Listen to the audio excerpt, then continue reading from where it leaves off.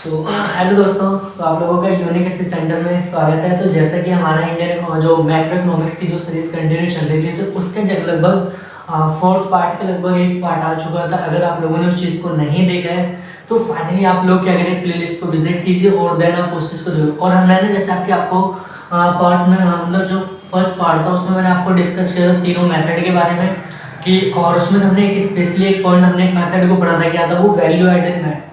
तो आज की जो बेसिकली हमारी जो बात होगी, हम बात करेंगे सेकंड मेथड की, ठीक है। वो क्या हमारी आई विधि। तो आई विधि को देखेंगे होती क्या क्या क्या चीजें आती है, इसको कैसे, और मैं आप लोगों को यहाँ पर एक क्वेश्चन भी करके सॉल्व करके दिखाऊंगा।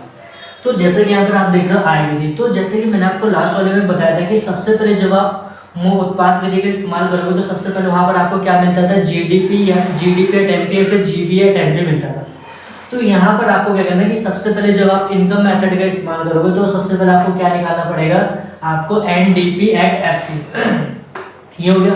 अभी निकालेंगे कैसे, देखो यहाँ पर सिंपल सी बात है कि अगर आपका डायरेक्ट वहां पर क्वेश्चन में करेगा कि कर्मचारियों का पारिश्रमिक, ठीक है, और प्लस परिचालन अधिशेष और आपका मिश्रित आय, अगर ये तीनों आपका डायरेक्ट दे रखा है तो तीनों को आप ऐड कर दोगे तो डायरेक्ट आपका क्या मिल जाएगा, एनडीपी एट एफसी मिल जाएगा, ठीक है। लेकिन ऑलमोस्ट जो क्वेश्चन होता है, ऑलमोस्ट जो एग्जाम में होता है, ये इतना आसान क्वेश्चन को नहीं पुट अप पे आता है, क्योंकि क्वेश्चन जो आपका आता है 6 नंबर का आता है। तो होगा कि जब आपका पेपर में, क्वेश्चन पेपर में आपका कर्मचारियों को पारिश्रमिक नहीं दिया होगा तो उसके बदले में उससे रिलेटेड ये बेसिकली उसके 3 पॉइंट्स होते हैं, या तो आपको वो 3 पॉइंट्स दिए होंगे। तो सबसे पहले आपको ध्यान में रखना है कि अगर उनमें से ये नहीं दिया तो आपके इनमें से 2 पॉइंट देंगे तो आप डायरेक्ट 2 पॉइंट को ले लो। और कभी कभी होता है कि पूरी कंफ्यूजन करने के लिए क्या होता है कि आपका ये भी पॉइंट दे देगा इसमें से 2 ये भी, तो आपको सिर्फ इसको लेना है। लेकिन जब आपका ये नहीं दिया हुआ है तो उसके जो 1-2 पार्ट्स को दे रखे हैं तो उसको लोगे। तो पहले यहाँ पर क्या है, नगद मजदूरी और वेतन, ये आपका ये पॉइंट है, इसी से रिलेटेड। दूसरा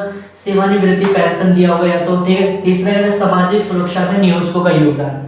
तो इन तीनों को जोड़ दोगे तो आपका क्या मिल जाएगा, कर्मचारियों का पारिश्रमिक, ठीक है। दूसरा पॉइंट क्या है कि परिचालन अधिशेष, इसे हम ऑपरेटिंग सरप्लस कहते हैं। तो ऑपरेटिंग या तो डायरेक्ट आपका परिचालन अधिशेष दिया होगा, लेकिन ऑलमोस्ट जो अभी तक जो क्वेश्चन सीबीएसई बोर्ड ने जो क्वेश्चन पेपर डिजाइन किया है तो उसमें डायरेक्ट कभी परिचालन अधिशेष नहीं दिया है। तो उसमें क्या दिया था कि आपका जो परिचालन अधिशेष वो 4 टॉपिक से मिलकर बनेगा, लगान और किराया होगा, ठीक है, फिर आपका रॉयल्टी होगी, ब्याज होगा, लाभ। इन चारों को अगर आप जोड़ दोगे तो आपको क्या मिल जाएगा, परिचालन अधिशेष।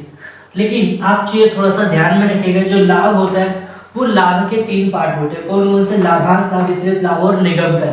तो अगर इन केस आपका क्वेश्चन पेपर में लाभ नहीं दिया हुआ है लेकिन आपका लाभांश और अवितरित लाभ दे रखा है तो इन दोनों या तीनों को जोड़ दोगे तो आपका क्या बन जाएगा, लाभ। लेकिन क्वेश्चन में कभी कभी ऐसा करेगा, लाभ को भी डाल देगा प्लस इनमें से भी 2 पॉइंटों को डालेगा, तो आपको उन दोनों पॉइंटों को छोड़ देना, डायरेक्ट किसको लेना, आपको लाभ को लेना है। क्यों, क्योंकि ये इसके पार्ट्स हैं।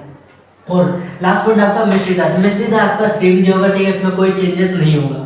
तो जब आप इस चीजों को आप ध्यान से इसको याद कर लोगे, 1-2 बार आप इसको घर पे देखोगे, क्वेश्चन खुद करोगे तो वहां पर चीजें बिल्कुल अच्छे से क्लियर है। तो अब इसी से, इस विधि से रिलेटेड मैं एक क्वेश्चन करता हूँ यहाँ पर। और क्वेश्चन जैसे कि आपको यहाँ पर दिया हुआ, क्या क्वेश्चन आपसे सबसे पहले क्वेश्चन में समझना क्या क्या निकालने के, आपको राष्ट्रीय है। मैंने आपको जब स्टार्टिंग मैंने समझाया था कि आपको कि राष्ट्रीय को बेसिकली हम किस पे निकालते हैं, एनएनपी एट एफसी पे निकालते हैं, ओके।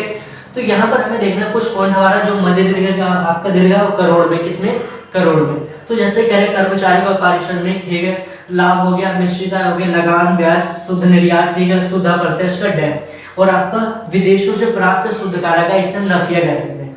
तो सबसे पहले हमें क्या करना है कि हमें इसको अकॉर्डिंग चलना है। यहाँ पर हमें सबसे पहले क्या मिलेगा, एनडीपी एट एफसी। तो सबसे पहले हम क्या निकालेंगे, यहाँ पर सबसे पहले निकालेंगे एनडीपी एट एफसी। अब यहाँ पर निकालेंगे, हमें देखो कर्मचारियों को पारिश्रमिक दे रखा है तो यहाँ पर डोरी है, डायरेक्ट आपका दे रखा है, तो इसको लिख लो पहले पॉइंट पे, मैं डायरेक्ट पॉइंट लिख रहा हूँ। तो आपको पेपर में करना है कि आपको हिंदी पहले लिखनी है, देन आपको उसके बाद आपको नंबरिंग करनी होगी वहां पर।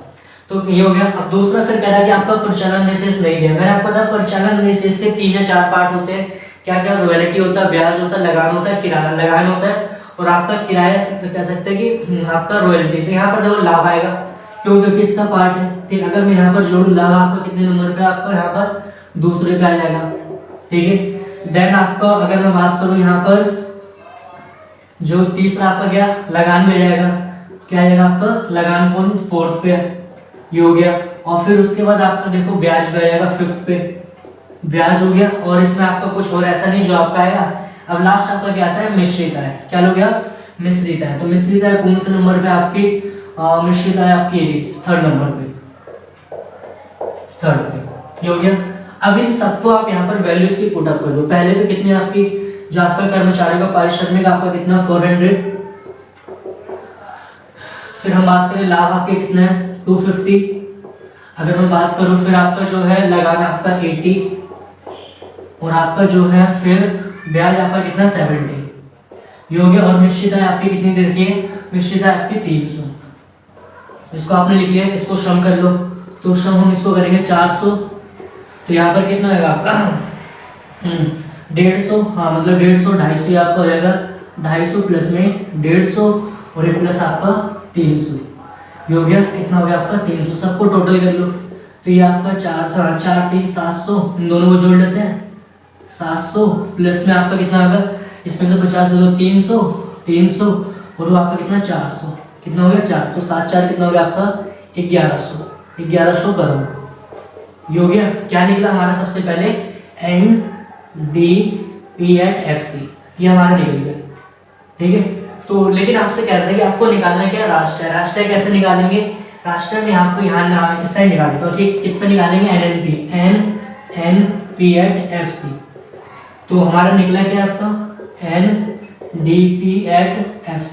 अब मैंने आपको कहा था कि चेंजेस करना है, तो आपके पास N और N सेम है, ठीक है, लेकिन आपको यहाँ पर कह रहा है कि डोमेस्टिक है, D से आपको क्या N पे आना, मतलब डोमेस्टिक से आपको ना आपको नेशनल पे आना, तो आप क्या करोगे, नफिया को क्या कर दोगे, यहाँ पर जोड़ दोगे, क्या जोड़ दोगे, नफिया मतलब विदेशों से प्राप्त शुद्ध कर। अब अगला कह रहा है कि आपका फैक्टर प्राइस सेम है, फैक्टर प्राइस सेम है, ठीक है, तो आपको डायरेक्ट क्या आएगा, यहाँ पर 1100, नफिया कितना देगा, तो नफिया अगर देखा जाएगा यहाँ पर हमारा विदेशों से प्राप्त शुद्ध कर माइनस कितना है आपका, यहाँ पर -10, तो 1100 में से आपका 10 जाएगा, कितना हो जाएगा 1000 आपका 90 करोड़। ये क्या आ गया हमारा, ये हमारी आ गई राष्ट्रीय है, क्या निकल के आ गई हमारी राष्ट्रीय है। तो इस चीज को आप नोट डाउन कर लो।